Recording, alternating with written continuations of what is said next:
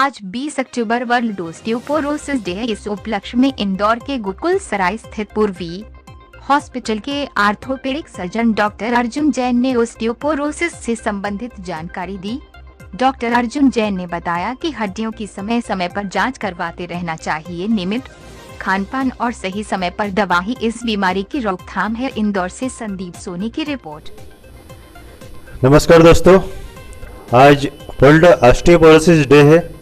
इस उपलक्ष्य में आज हम पूर्वी हॉस्पिटल में हैं और हमारे साथ विशेष चर्चा में मौजूद है डॉक्टर अर्जुन जैन, जो कि इंदौर के ऑर्थोपेडिक सर्जन है। सर से आज हम विशेष चर्चा करेंगे ऑस्टियोपोरोसिस को लेके। डॉक्टर साहब, आपका बहुत बहुत स्वागत है हमारा न्यूज़ चैनल में। नमस्ते इंदौर और थैंक यू वेरी मच।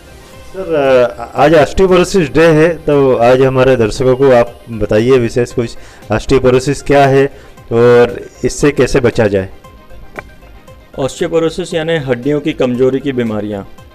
हड्डियाँ कमज़ोर इसलिए होने लग जाती है क्योंकि हड्डी की नॉर्मल प्रोसेस रहती है अपने आप को रिन्यू करते रहने की, अपने आप को वापस बनाना और फिर गलाना, फिर बनाना, ये गलाना। ये प्रोसेस कंटिन्यूस जब चलती रहती है तो वो बोन जो होती है हेल्दी रहती है।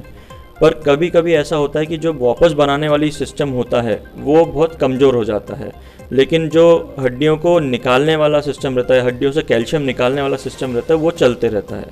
इस कारण से जो बोन की डेंसिटी होती है वो डेंसिटी ख़त्म होने लग जाती है या कम होने लग जाती है। उम्र के साथ जैसे जैसे बॉडी में हार्मोन के चेंजेस आते हैं तो ये प्रोसेस और ज़्यादा गंभीर हो जाती है। इसलिए जनरली वृद्ध लोगों में ऑस्टियोपोरोसिस की प्रॉब्लम ज़्यादातर देखी जाती है, जिसमें कि कैल्शियम की कमी, जो बोन के स्ट्रक्चर के अंदर कैल्शियम का डिपॉजिशन होना चाहिए, कोलेजन के अंदर डिपॉजिशन कैल्शियम होना चाहिए, वो कम होते जाता है।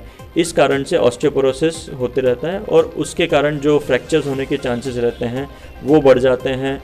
इसके कारण जो दर्द होना लग जाते हैं कमर का या जोड़ों का, मांसपेशियों की कमजोरी हो जाती है, इस तरह की प्रॉब्लम्स बढ़ जाती है।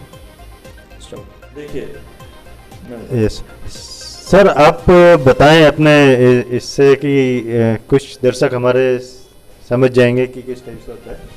देखिए, नॉर्मल हड्डी जो होती है वो इस तरह की रहती है, जो अच्छी स्ट्रेंथ की रहती है, जिसमें छोटे छोटे सेगमेंट्स बच जाते हैं सिर्फ, क्योंकि मैक्सिमम उसमें कैल्शियम जमा रहता है। धीरे धीरे वो कैल्शियम का जब डिपॉजिशन उस मैट्रिक्स के अंदर कम हो जाता है तो वो हड्डियों में जो खालीपन है वो बढ़ते जाता है।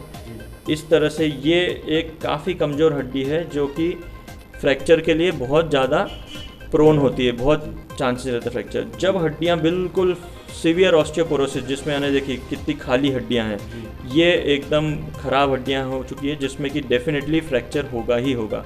साथ में इसी कारण से कमर की रीढ़ की हड्डी का भी दबना हो जाता है या फ्रैक्चर हो जाता है। घुटनों पे बहुत स्ट्रेन आता है तो घुटनों के फ्रैक्चर्स हो सकते हैं, जोड़ों की तकलीफ़ें चालू हो जाती हैं। इस तरह से ये ऑस्टियोपोरोसिस जो होता है ये प्रॉब्लम क्रिएट करता है।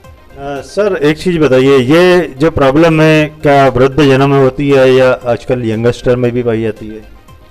मोस्टली ये बीमारी एज रिलेटेड रहती है। जैसे जैसे समय के साथ एज के साथ हड्डियां की कमजोरी बढ़ते जाती है, क्योंकि बॉडी में हार्मोन्स के डिफरेंसेस आने चालू हो जाते हैं। लेकिन आजकल यही चीज़ और यही ऑस्टियोपोरोसिस की प्रॉब्लम बहुत कॉमन हो गई यंगस्टर्स में भी। इसका विशेष कारण है कि आजकल एक्टिविटी बहुत कम हो गई है। बच्चे ज़्यादातर मोबाइल में लगे रहते हैं, खेलना, उनका सन एक्सपोजर लेना, बाहर निकलना बहुत फ़र्क पड़ गया। आउटडोर गेम्स वही बहुत कम हो गया है। तो आजकल ये बीमारी सिर्फ वृद्धों में ही नहीं, यंग पॉपुलेशन में भी देखने को मिल रही है। सर, हाँ, मैसेज आखिरी में मतलब सर, हमारे दर्शकों को कुछ अवेयरनेस के लिए आप बताएं कि कैसे अवेयर रहा जाए और वृद्धजनों को कैसे अवेयर किया जाए और उनकी कैसे देखरेख किया जाए।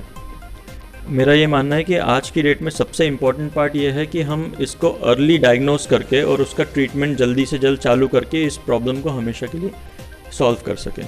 अवेयरनेस के लिए ये चीज़ ज़रूरी है कि जो भी जिनके घर में वृद्ध लोग हैं या जिनकी हायर एज ग्रुप वाले पॉपुलेशन है जिनके घरों में, वो इनको रेगुलरली डॉक्टर्स को दिखाएं। सिर्फ थोड़ा बहुत दर्द होने के समय अगर वो पेशेंट आ जाता है तो उसका ट्रीटमेंट बहुत फास्ट हो जाता है और वो पूरी तरह रिकवर हो जाते हैं। इसके अलावा जिस तरह से हम बता रहे थे कि घर की बाहर की एक्टिविटीज़ बच्चों में या इवन जो एल्डरली एज ग्रुप रहती है, जो 40s 50s की एज ग्रुप वाले लोग रहते हैं, उनको भी activities, outside activities, sun exposure लेना चाहिए। डाइट में थोड़ा सा ध्यान रखना चाहिए कि कैल्शियम डाइट अच्छा हो, प्रोटीन डाइट अच्छा हो। यही चीज़ें हमें अपने वृद्ध परिजनों के लिए ज़्यादा ध्यान रखना चाहिए है।